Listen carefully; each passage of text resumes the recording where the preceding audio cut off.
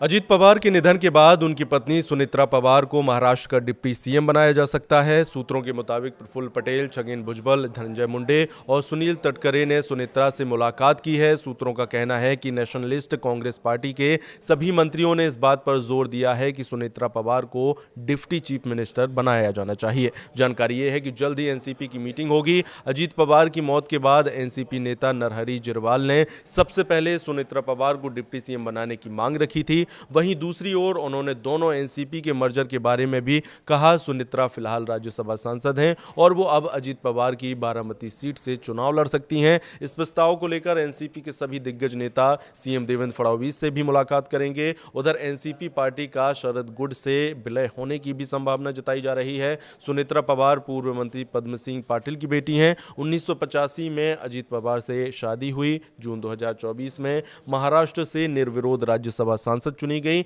Baramati seat पर सुप्रिया सुले के खिलाफ चुनाव भी लड़ चुकी हैं। राजनीतिक रैलियों में अजीत पवार के साथ सक्रिय रहीं। इधर दूसरी तरफ जानकारी मिली है कि अजीत पवार के विभागों को लेकर फडणवीस से एनसीपी के नेता मिलेंगे। सूत्रों के मुताबिक जल्द सीएम फडणवीस को एनसीपी लेटर सौंप सकती है। अजीत पवार के विभाग एनसीपी को दिए जाने की गुजारिश करेंगे। अजीत पवार के पास खेल, राज्य उत्पादन शुल्क, वित्त विभाग था। हालांकि तकनीकी और राजनीतिक कारणों से यदि सुनेत्रा पवार को ये जिम्मेदारी नहीं मिलती है तो पार्टी में दूसरा सबसे मजबूत नाम प्रफुल्ल पटेल का उभर कर सामने आ रहा है। सूत्रों का कहना है कि प्रफुल्ल पटेल को संभावित उत्तराधिकारी के रूप में देखने के पीछे कई अहम वजह बताई जा रही हैं। पहली वजह उनकी छवि एक कुशल रणनीतिकार और संकट मोचक नेता के तौर पर है। जब भी पार्टी मुश्किल हालात में रही है, पटेल ने पर्दे के पीछे रहकर रणनीति बनाने और समाधान निकालने में अहम भूमिका निभाई है। दूसरी बड़ी वजह उनका दिल्ली से मजबूत संपर्क और राष्ट्रीय राजनीति में गहरी पैठ मानी जा रही है।